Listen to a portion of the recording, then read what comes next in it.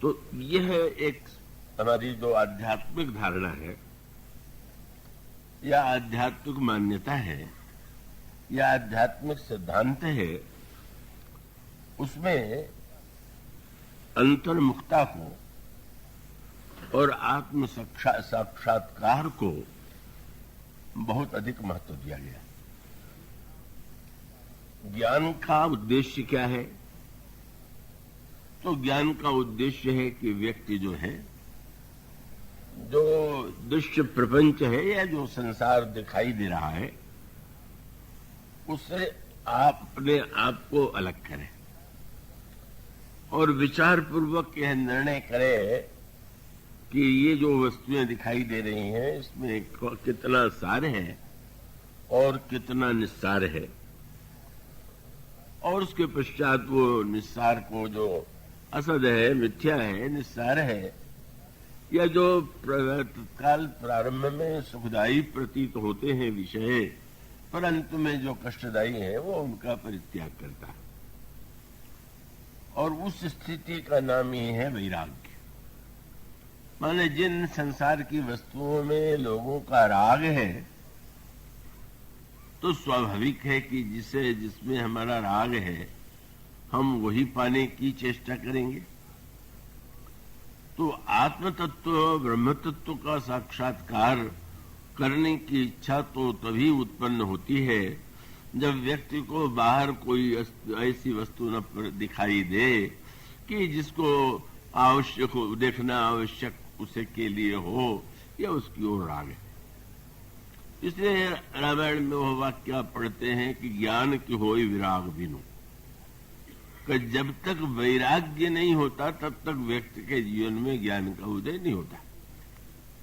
तो अब जब कोई व्यक्ति बाहर के दृश्य को, प्रपंच को मिथ्या मान लेता है, तो वो अंतर्मुख हो जाता है। चाहे साधारणतया ध्यान के द्वारा या और भी व्यक्ति जो है, केवल बाहर नहीं भीतर देखने की चेष्टा करता है। और इसको महर्षि पातंजल जी ने कई श्रेणियों में बांटा है। उन्होंने उसको कहा धारण, ध्यान, धारणा, प्रत्याहार और समाधि। तो ध्यान, धारणा, प्रत्याहार और समाधि का सरल अर्थ ये है कि आपको जो वस्तु प्रिय है उनका ध्यान आपको करना नहीं पड़ता, वो तो अपने आप होता है।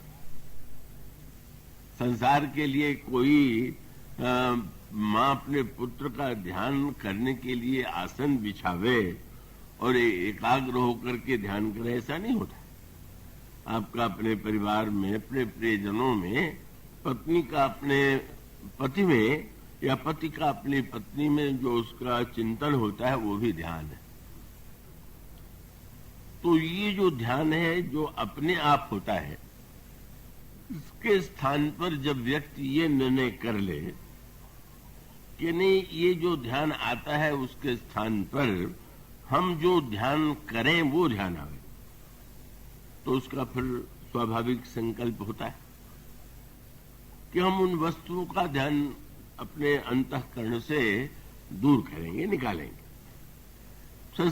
ध्यान करने के लिए बैठ गए और किसी वस्तु की याद आ गई, तो याद आ गई तो व्यक्ति को उससे दूर जाना होगा, हटाने की चेष्टा करना होगा, और फिर जिस वस्तु को वह पाना चाहता है उसको पाने के लिए जो साधन है उसका ध्यान करेगा। वो भगवान का ध्यान कर सकता है, मंत्र का ध्यान कर सकता है, गुरु का ध्यान कर सकता है, और उसके पश्चात ध्यान करने के बाद फिर उसी में पहले बैठा तो 2-4 मिनट तक ध्यान की चेष्टा किया, और फिर उसको धीरे धीरे जब स्थिर करने की चेष्टा करते हैं तो वो धारणा है।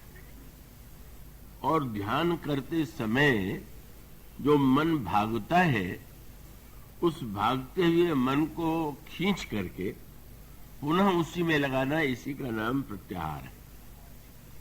और इसके पश्चात इन तीनों के बाद समाधि की स्थिति का वर्णन शास्त्रों में किया गया। अब उसको इतना वो जटिल प्रसंग है कि उसको बहुत विस्तार से कहने की आवश्यकता नहीं है, किंतु उसका अभिप्राय ये है कि ये तो मन का संदर्भ था, फिर बुद्धि और फिर चित्त और फिर अभिमान, इन सब का शोधन हो जाता है जब इनको हम बहिष्कृत कर देते हैं, तिरस्कृत कर देते हैं, जब हमारे अंतःकरण में इनका स्मरण शेष नहीं रह जाता, तो वही समाधि की स्थिति।